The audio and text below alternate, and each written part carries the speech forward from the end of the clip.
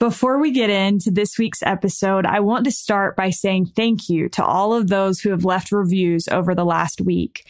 From Wednesday to Saturday alone, you left over 70 new reviews, and I read every single one. You are amazing. I especially love the review from Cynthia Asher, who wrote, "I'm Jewish, but love listening to this podcast. I find it uplifting, inspiring, and real." To Cynthia and to all of you, thank you so much for spending your time with us. For months, I have been a little bit concerned about an article going in LDS Living magazine. Not because it's not accurate, but because it is. You know the quote from Sister Marjorie Pay Hinckley that says she wants to drive up to the pearly gates in a station wagon with a smudge of peanut butter on her shirt? Well, I hate to tell you this, but there is no proof that Sister Hinckley ever said those words. In fact, a variation of the quote can actually be traced back to someone else. You can read the whole story now in the May-June issue of LDS Living magazine or on LDSliving.com later this month. But that is just one example of Latter-day Saint folklore or myth. In his new book, Keith Erekson seeks to help Latter-day Saints approach stories or information, past or present, the way that church historians do in order to make sure the information is correct before we pass it on to others. Keith A. Erekson is an author, teacher, and public historian who serves as the director of the Church History Library. He also serves on the editorial board of the Church Historians Press. This is All In, an LDS Living podcast where we ask the question, what does it really mean to be all in the gospel of Jesus Christ? I'm Morgan Jones, and I'm so excited to have Keith Erekson on the line with me today. Keith, welcome. Thank you. I'm glad to be here. Well, I am so excited. I spent a good chunk of yesterday reading in your new book, Real versus Rumor, and I'm excited to talk about the things that you share. I think it seems to me like there is a kind of purpose-driven mission behind this book. And so I want to get your thoughts on why you felt like this book was so important to write and why you're passionate about this topic. Well, you caught me, Morgan. At my heart, I'm a teacher, and I have enjoyed throughout my career many opportunities to teach. And for the past 7 years, I've worked as the director of the Church History Library. And in that context, there have been lots of questions that people have asked about history and church history. And at the heart of many of them, I identified that, knowing how to think about history would be helpful. And so this book is my attempt to kind of share the secrets of historical thinking. How do historians think about things? Because I think it will really help people who have all kinds of questions. Yeah, absolutely. Well, kind of as like a jumping off point, there's a line in the book where you say history is not what you think it means. And I wondered if you could share what you mean by that and why that's something that is important to know. Yes, I think this is a really important starting point. Most people encounter history in their school classrooms. And in that setting, it's presented as if everything is known. It's all in the textbook. The textbook is the official voice, the official answer. It's filled with dates and facts, and you memorize that, and you spit it back on the test, and then you prove that you know history. But in real life, it's just so different. It's almost totally opposite. Because there is more than one voice. There's more than one experience. There are many records and accounts and journals and diaries and letters. And in fact, we don't know everything about the past. The past is gone. There's so many pieces of information and details are missing. And so we're always working to put the pieces together. And so a lot of times, the disconnect people feel on a specific question is really a bigger disconnect that they just thought their whole lives, hindsight is 20/20. We know everything about history. When in fact, no, there are so many things that we don't know. And if anything, history teaches us to be humble and acknowledge that we don't know stuff, and that's okay. That's so interesting. I just finished, I was obviously studying Jenny Reeder's new book first, and she talks about how Emma Smith didn't really keep a journal.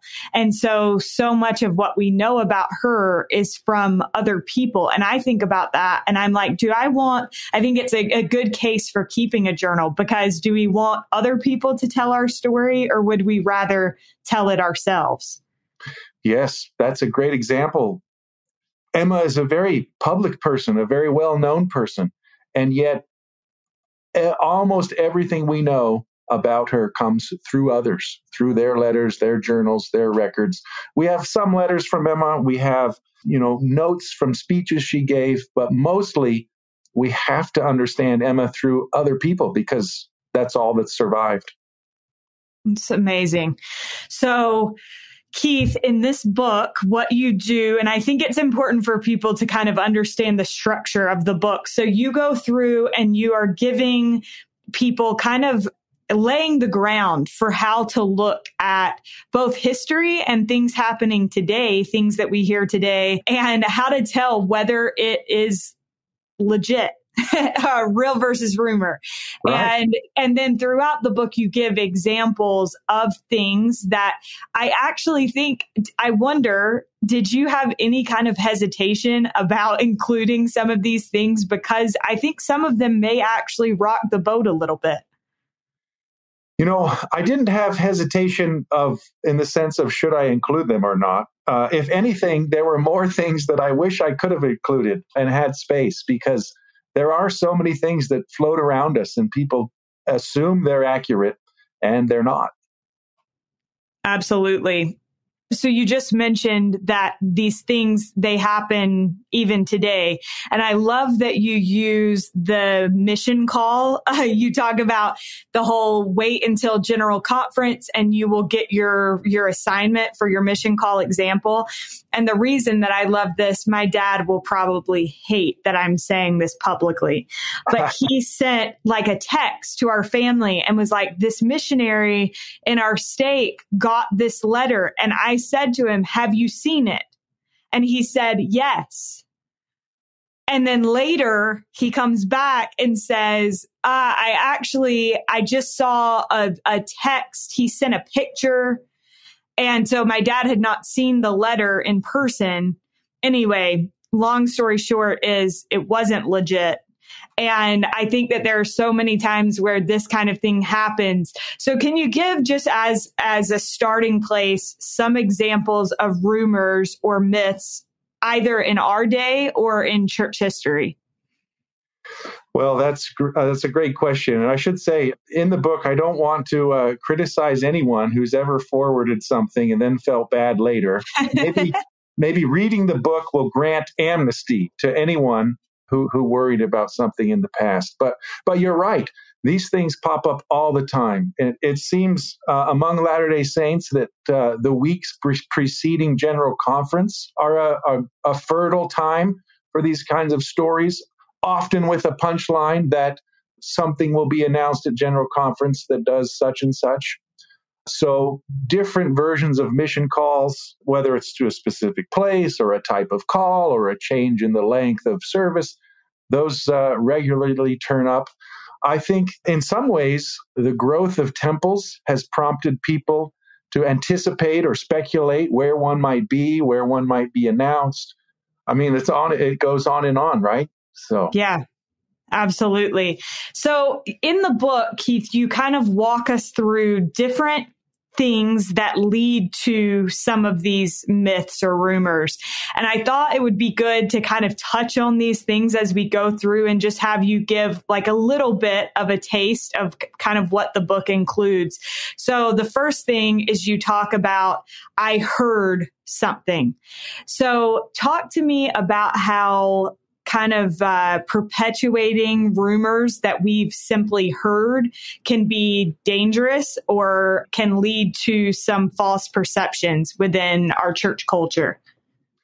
Yeah. So the first part of the book identifies these myths. They're really kind of shortcuts in our thinking.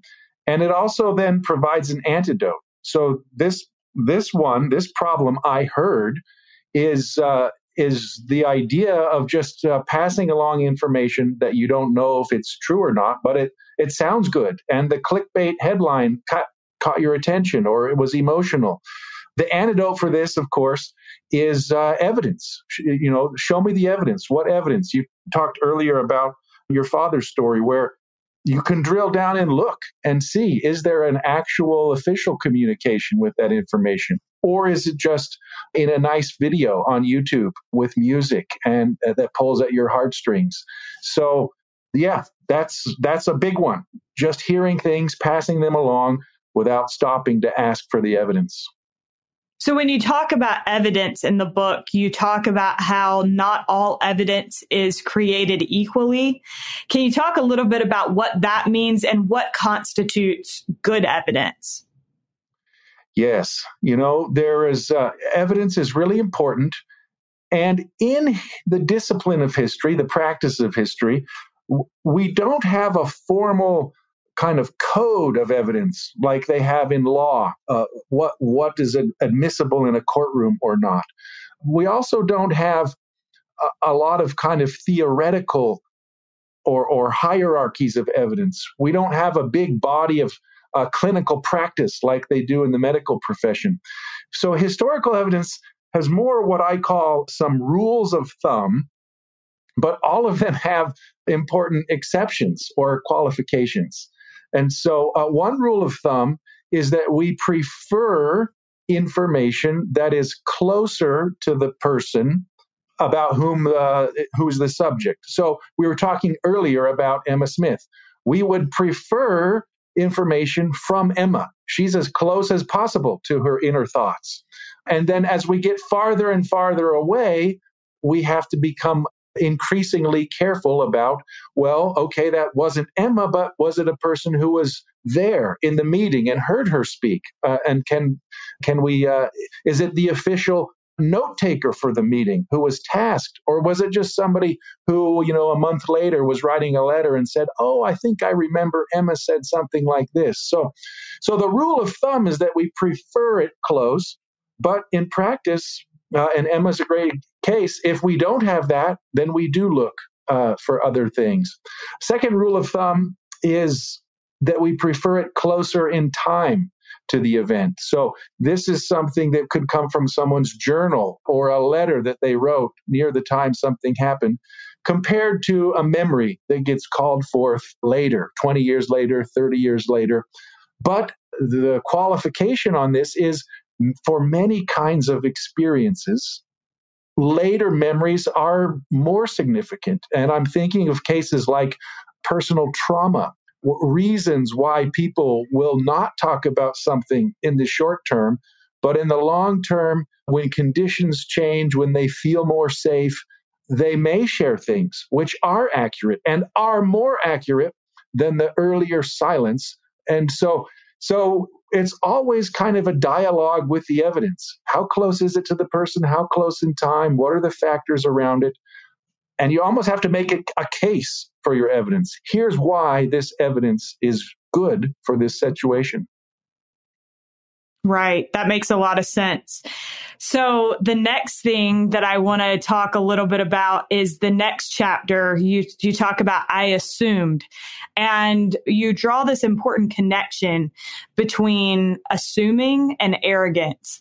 And you quote Stephen Harper, who said, assuming is intellectually and spiritually lazy. It is arrogant. It is easy.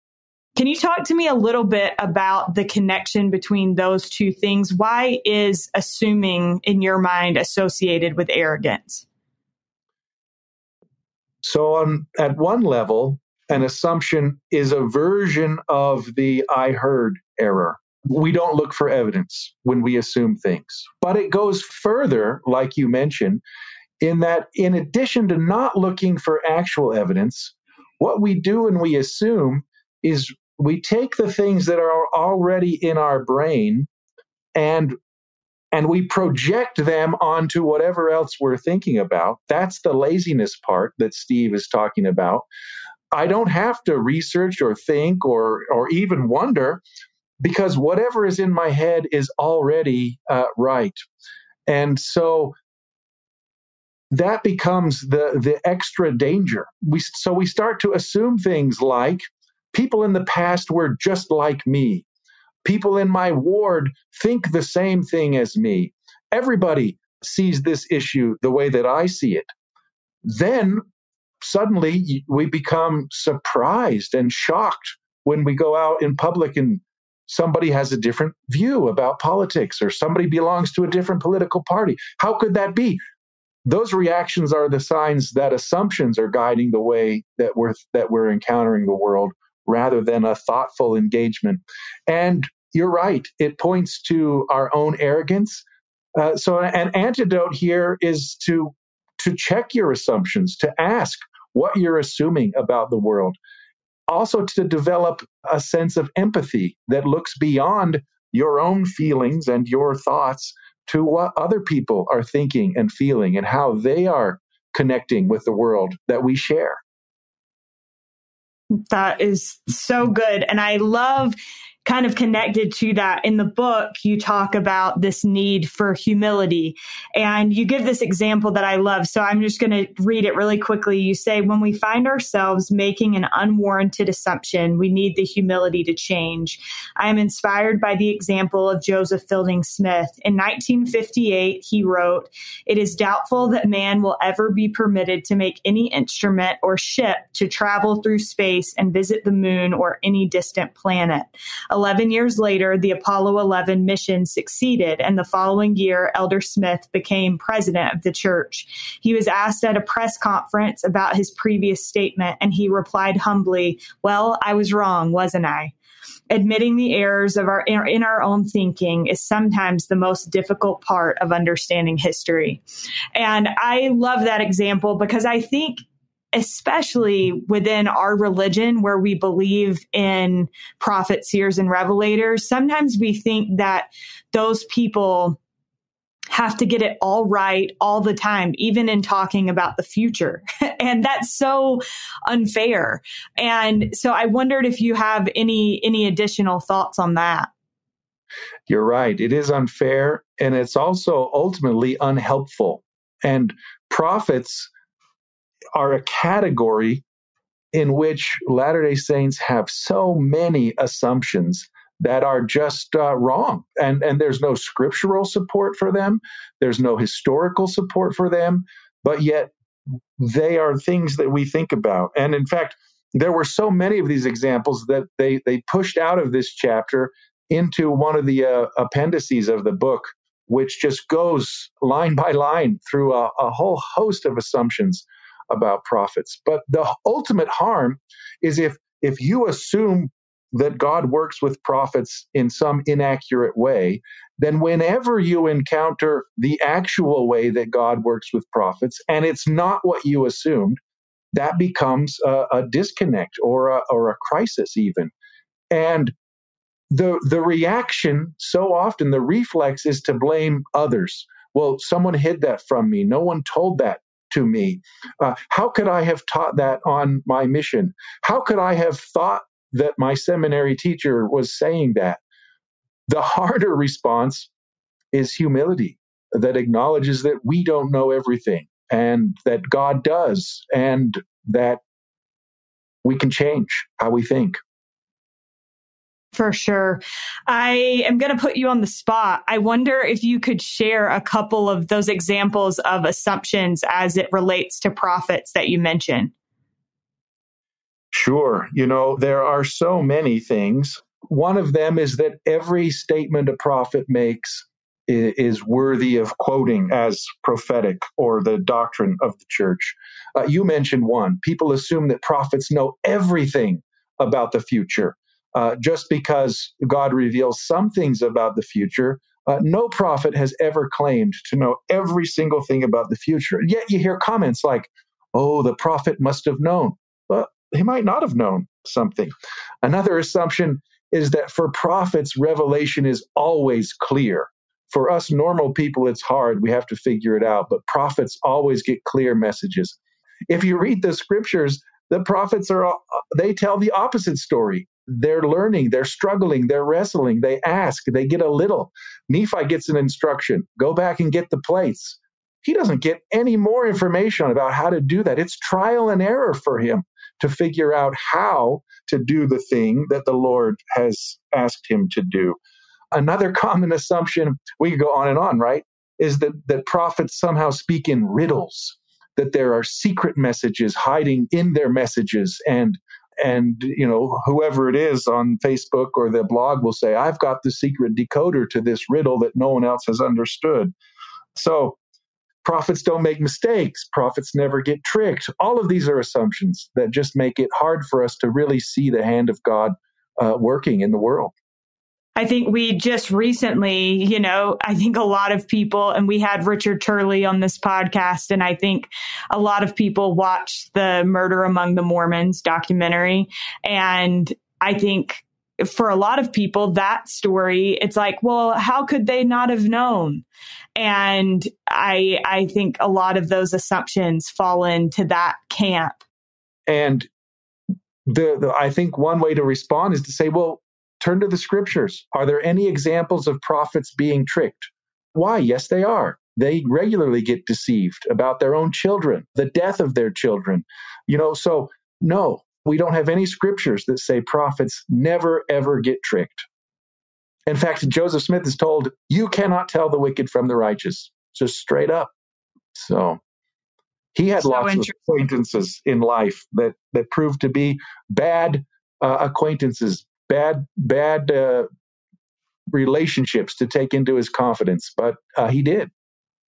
Well, I think that's really interesting too. When Jenny Reeder was on the podcast, she talked about how Emma was a little bit less trusting of people, and that Joseph Smith had this kind of, he immediately trusted people and wanted to bring them into his inner circle, whereas Emma was like a little bit more cautious. And I think that's another important thing, is to recognize that people's nature plays into the way that they respond in different situations. Yeah, if only Joseph had listened to Emma on many of those relationships, it would have been a different story. It's fascinating. So, Keith, the next chapter, you talk about letting the facts speak for themselves. And I wondered if you could give listeners an idea of what you mean by that. Yeah, the myth here is that somehow there are facts that just exist pure and simple in the universe, and that just isn't so, and especially in history. Facts are pieces of information. They come from places, and the very act of bringing them together constitutes interpretation. And so everything is interpreted. And so the antidote to assuming that I can find a pure fact somewhere. Fact isn't like a rock that I can just find on the ground and say, here it is.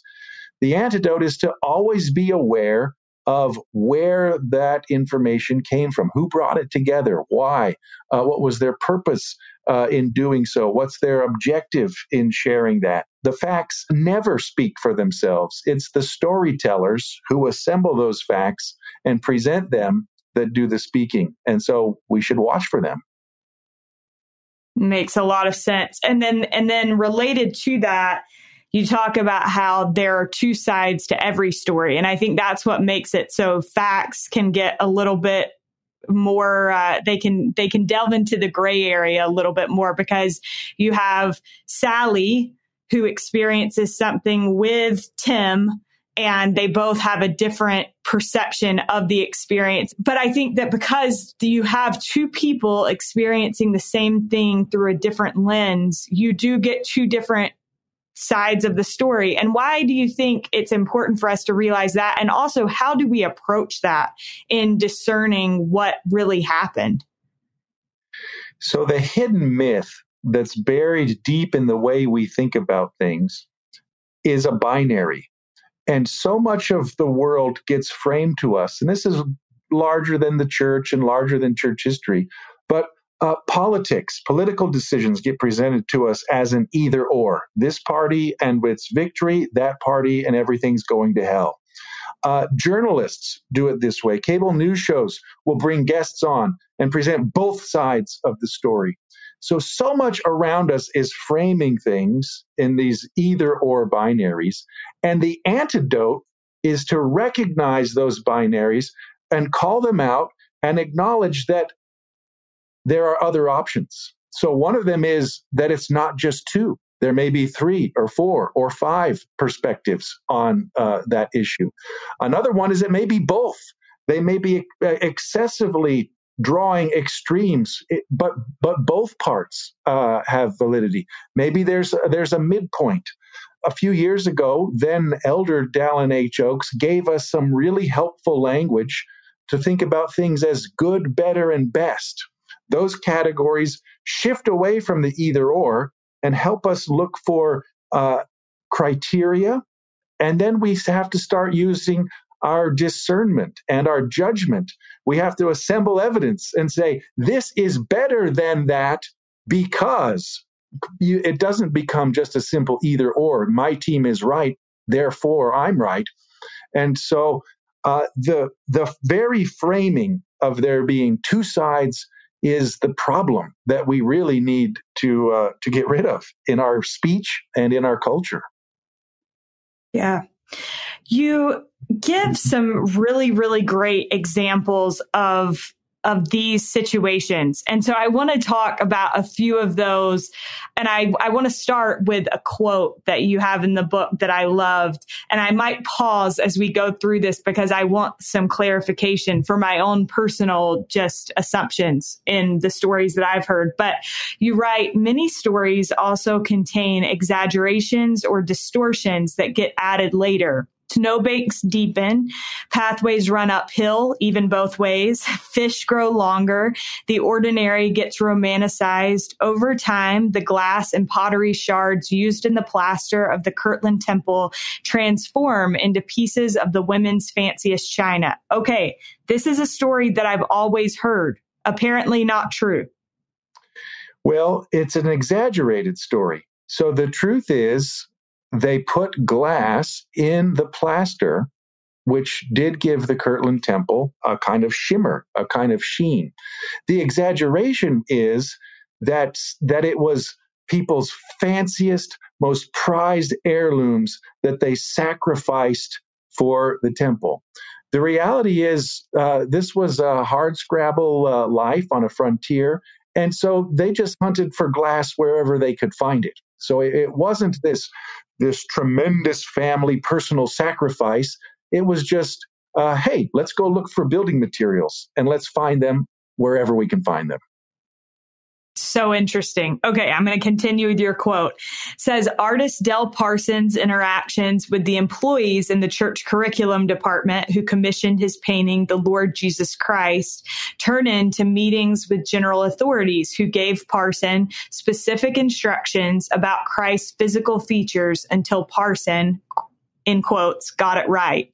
Exaggeration is one reason why people can feel angered by such stories because there are errors in them, end quote. So my question for you, Keith, is what are some examples of stories like this that can anger or even hurt people when the rumor is perpetuated? And I'd love to hear more about the Del Parson thing because I have heard that. When I was little, I remember hearing that story. I don't know that it's one that I necessarily took to the bank, but I'd love to hear more about how that story got exaggerated over time.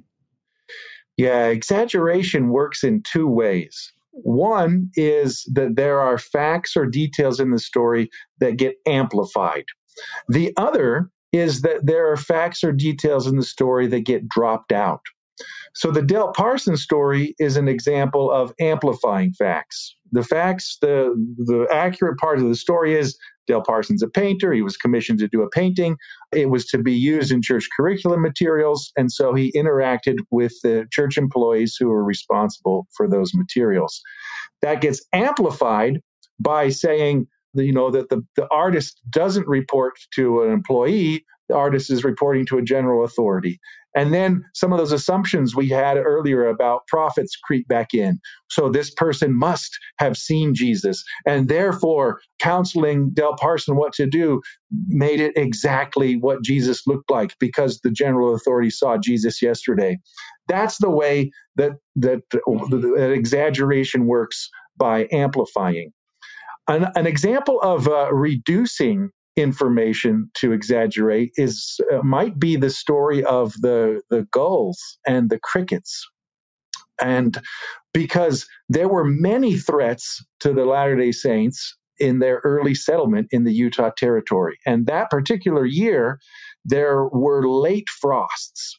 And so there was an early warm spring. They had planted things in April. But then by the last week of May, the first week of June, it was freezing every night. And so that was a threat to their crops. It was also a drought. There was less water. They hadn't developed the irrigation system. It's a desert. And so on top of the drought and the freezing, then they're katydids. They show up. They're later renamed Mormon cricket, but the bugs show up, and it's the first time the saints are in the valley, so they don't know this is a seasonal pattern. So it appears to them out of the blue. But that's kind of the big picture of what's going on. In journals of the time, there are people who mention the bugs, but they're even more worried about the frost. They're worried about the water. They're worried about what those things mean for long-term survival. Another part of the story is the seagulls come through. That's also part of a seasonal migratory pattern. And the seagulls leave before the bugs do. So one of the ways we've simplified the story is that the seagulls show up, they eat all the bugs, and the problem is over. The seagulls come through, they do their thing, and then they migrate onward. And there are still crickets. And the crickets continue throughout the summer. But we exaggerate that story by sifting out all of those details. And so you just imagine a farmer, crickets show up, they pray, the seagull rescues them. The whole thing gets reduced in a kind of exaggeration that omits so many details. But I get it, right? If you're a sculptor, it's easy to make a statue of a bird. It's hard to make a statue of frost and drought. And so a lot of times it's through the tellings of stories. And those tellings could be in art, in sculpture, in stories. But the tellings in that process, details get dropped, and we end up with exaggerations. Yeah. When you do a great job outlining that entire story in the book. So if people are interested in more information there, that's all in the book. But I want to talk a little bit about why these stories can be harmful. And because I think, you could look at this and just be like, oh yeah, it's fun, like debunking these rumors or things that we've always heard. But I do think that when these stories have played into people's faith, then hearing that they're not true can be detrimental. And not that we shouldn't say that they're not true. We should. But I think that that's why it's so important not to continue just telling these stories if we don't know that they're true. And I think that's why your book is so important. And so I wondered your thoughts about, why these things can be harmful. Well, you're right. Stories, information, these become part of our culture. They become part of our socialization process. We raise people up and teach them to do good by telling stories. They become part of our identities as a people, as a community. They become shorthand for how we talk to each other, how we interact with each other. So yes, when you find an error, a flaw, an exaggeration, a distortion, and it's there embedded in your upbringing, in your education, in your socialization. It's embedded in testimonies that you've heard born at a church meeting. Then one reaction is, and I think this gets back to that either or myth that we were talking about earlier. One reaction is to throw everything out and say, well, if there were exaggerations in that story, then maybe my whole testimony is wrong. I think that is not the effective way to respond. And so we need to look beyond the either or. And can we acknowledge that I could be inspired by something that's inaccurate. Sometimes that happens. Something inaccurate can inspire you. Does it change the inspiration? No. Does it change the fact that you worked hard and made a difference? No, it doesn't change that. And so I think that part of undoing the harm is letting it go, letting it pass, and say, okay, someone told an inaccurate story. When it's my turn, I'll tell it accurately. And then I could continue to raise my children, build my community, teach others in church, but I'll do it in an accurate way. Was so well said. There was an example in the book that, I'll be honest, Keith, kind of rocked the boat a little bit for me. Not my testimony, but just I was surprised, which is the Salt Lake Temple elevator shaft story. I had no idea that wasn't true. Yeah. Well, that's a good one.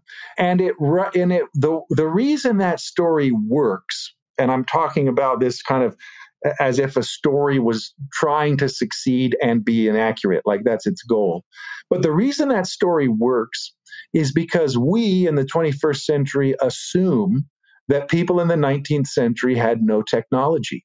So we assume, oh, they built a temple, they must not have had any technology. Then when we hear the story kind of filling in this gap, that they needed to add elevators later, and when they did so, there was space that was just there waiting for it to happen. It seems to fit together, and it makes our minds happy because all of the things fit together. The root of that is that our assumption about the 19th century is wrong. The technology for the elevator had been invented more than 100 years before. By the 1890s, Salt Lake City already has electricity in places. The building is built with fire standards, some certainly not current construction standards, but this isn't an Adobe hut or anything. They are building this because by the late 19th century, there are skyscrapers, there are large buildings, there's a need to move people up and down floors.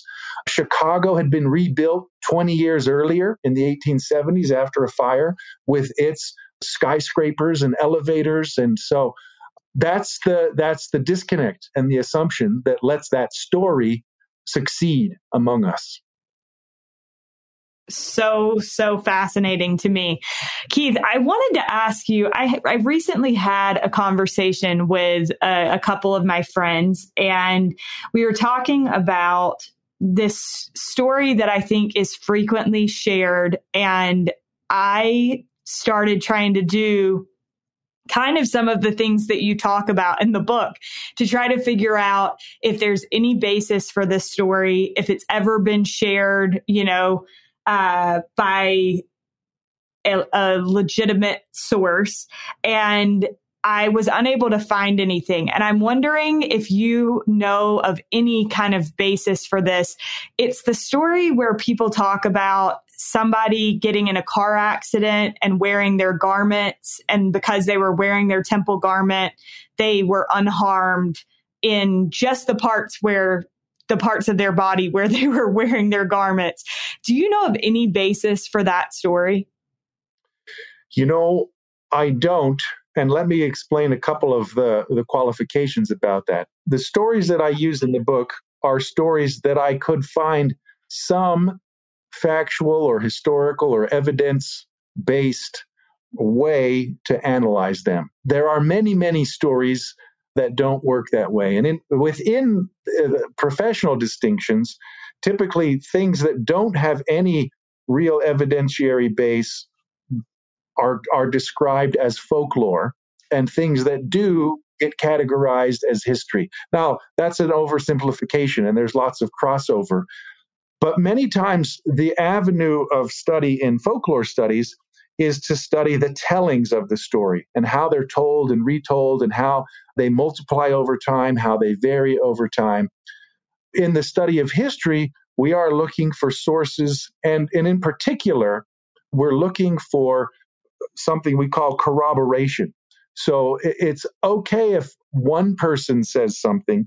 Can we corroborate that? Can we find other examples? So I do know of examples of individual people reporting something like that. I think the famous, the most prominent was Bill Marriott, was interviewed on TV and told a story, not about a car accident, but about a boat accident, with the same kind of a fire and not being harmed.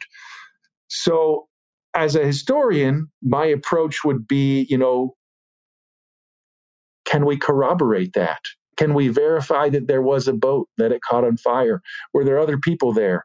It's nice when a person tells a story, but what else can we do? Most of the time, these stories, though, aren't attached to a name. It's well, I heard this story, or when I went to the temple, my father told me this, so now I'm telling you. That's the way we most often perpetuate these stories. And I think in that sense, they become harmful because it's an attempt at the level of kind of raising people and socializing them. I see what the goal is. The goal is to teach that something is sacred and that something is helpful and protective, and to offer a kind of witness. The harm is that it's kind of a squishy, weak witness, and there would be much better ways to teach that something is sacred and can be of protection and to offer a witness. There are better ways to do that than by telling a third-hand story that you think you heard once that was interesting. Right. Well, I think you put that so well. And I think, in this conversation that I had with a couple of friends, we were talking about how it's tricky space to get in when these stories start being told widely, because I think, like you said, the intent is to build faith. The intent is to inspire. And here's this really exciting story. But I feel like the danger of it is there are a lot of people that wear their garments and get in accidents and are harmed. Right. And so I think sometimes in our efforts to make what we have feel really special, and absolutely it is special and sacred and beautiful, we have to recognize that by perpetuating stories that may or may not be true, we could be doing more harm than good, if that makes any sense at all. It does. And I see in there that either or framing hidden underneath. Either you're wearing your garments and you're protected, or you're not and you're harmed. Then an example of someone who's wearing their garments and dies in missionary service, it breaks the either or. So the problem ultimately is, why are we framing it as either or? Why are we oversimplifying things? And why are we using oversimplified stories to teach things that are really much more important than that kind of framing? Maybe I could put one other point on this, a way to think about it. We often describe these kind of stories in a shorthand way as faith-promoting stories. And you'll hear that, a faith-promoting rumor or a faith-promoting story. But hidden under there is an assumption about what faith is. Frequently, the kinds of stories assume that faith is a passive thing, that it works best if you cry or feel emotional or feel scared. But another way to think about faith, one that President Hinckley used, was to think about faith as a muscle that you develop. So if I assume that faith is just a kind of feeling that needs to be fed, then I'll feed it Twinkies. But if I assume that faith is a muscle, then I'm going to work it. Then I'm going to exercise it. Then I'm going to think. A faith-promoting story won't be something that I don't have to think about. A faith-promoting story will be something I have to wrestle with and ponder and pray about. But it's how we assume faith to be and to operate that guides how, or even without us thinking about it, it influences how we assume we will strengthen people's faith. I think that is spot on. And I think, we gravitate, I think, the natural man, maybe. And maybe it's like the easiness of the way we gravitate toward a sensationalized story, when in reality, it's like a quiet prayer said at home alone that can build our faith more than anything else. I think you explained that so well. I want to talk before we wrap up. In the book, you say this: we are responsible to learn all that we can, quote responsibly, help others who struggle, and understand God's dealings. I wondered for you, Keith, why you believe that this is important in our efforts to become better disciples of Jesus Christ. Well, it's interesting. When Jesus talks to disciples, he demands things of them. He demands our mind, our heart, our might, our strength. And I think about some of, my past experience with Elders Quorum. The Elders Quorum is really good at calling on my strength. I get called to help people move and to shovel their snow and to rake their leaves. But what about the rest of the parts of discipleship? People will sit back and say, well, the church never told me this. But Jesus isn't saying, sit back, relax, I'm going to tell you everything. He's demanding our mind, our might. He's demanding that we do the work to study and learn. Ultimately, it's our responsibility. And one of the most beautiful teachings in many beautiful teachings is that part of our salvation is our intelligence, what we learn, what we know. And that goes with us in the next life. And so it's our responsibility to not just click like and say, oh, that was funny, but before we share something, to figure out, is this real? Is this really accurate? Is this a sound story that I should share? Those are the things Jesus is expecting of us. You just touched on something that I think is so important. So before we get to the last question, I want to get your thoughts on this. You said, we don't just click like. And I think that this is something that in our society today, in our culture, we have social media, and it makes it even easier for these stories or Latter-day Saint folklore to spread like wildfire. So how do you think that social media has affected the spread of these things? And why does that make it even more important for us to be educated in our approach to history and even myths and rumors today? Well, I think social media certainly amplifies the way things can be spread, but I ultimately don't think it's the root cause. I think Latter-day Saints put inaccurate quotes on their refrigerator magnets long before there was Pinterest. And I think Latter-day Saints told inaccurate stories in their Sunday lessons long before you could put one of them out on your Facebook page. So I don't think social media is the cause, but I do think as a kind of social system for communication, it is certainly designed to spread information, and it encourages people not to think about it. It's designed and optimized for likes, clicks, sharing, reposts, and it's designed to send all of that at you in a quick, rapid way as you're doom scrolling through everything that you see going on in the day. And so it just becomes an environment where we need to take extra care, knowing that the environment is built to encourage us to spread things faster.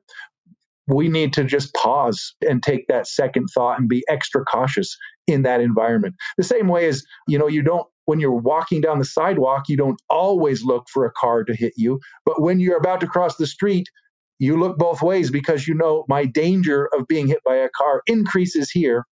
I think that happens in social media with our thinking. We should just be more alert to the possibilities.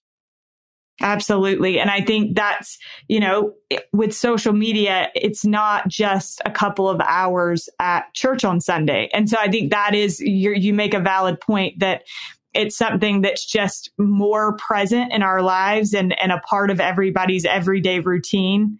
And so that makes us perhaps more susceptible when we're constantly immersed in it. Keith, I so appreciate the thoughts that you've shared. And I think that this is something that, you mentioned a couple of answers ago, that sometimes people are like, why didn't the church tell me this? Or why haven't I heard this before? Or why did I think that story was true? And there have been a couple of times on this podcast where we've talked about a tough topic and we'll get some messages and people will say, why have I never heard this? And it always makes me a little bit sad. But at the same time, I feel grateful that we live in a day where we are part of a church that is striving to be transparent and striving to help people become more educated disciples of Jesus Christ. And I think that is what your book is capable of helping people do, which I think is just awesome. And so I appreciate your work and thank you for everything that you're doing. My last question for you is, what does it mean to you to be all in the gospel of Jesus Christ? Well, I knew you were going to ask me this question.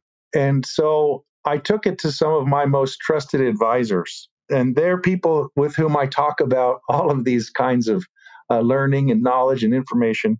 My daughters, I asked them what they thought I should say. And you'll see the influence of High School Musical in their answer, because they immediately began to sing, "We're all in this together." And so we kind of laughed about that. But as I stepped back from the conversation, I thought, that really is something that is meaningful to me. And it comes out in this book. I can write these things and help and offer information and guidance and ways to think. But the epilogue of the book is titled, "You Take the Next One," because tomorrow there's going to be a new thing on YouTube that's not in the book. And the next day there's going to be another rumor at church.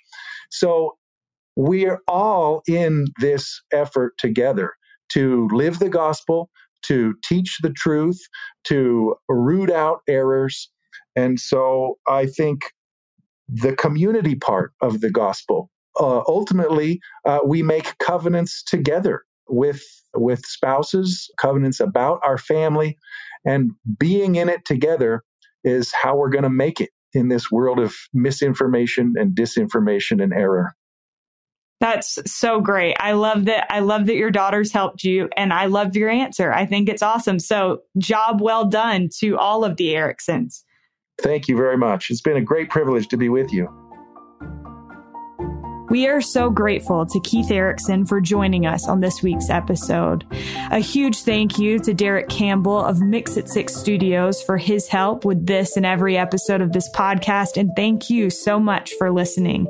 We'll be with you again next week.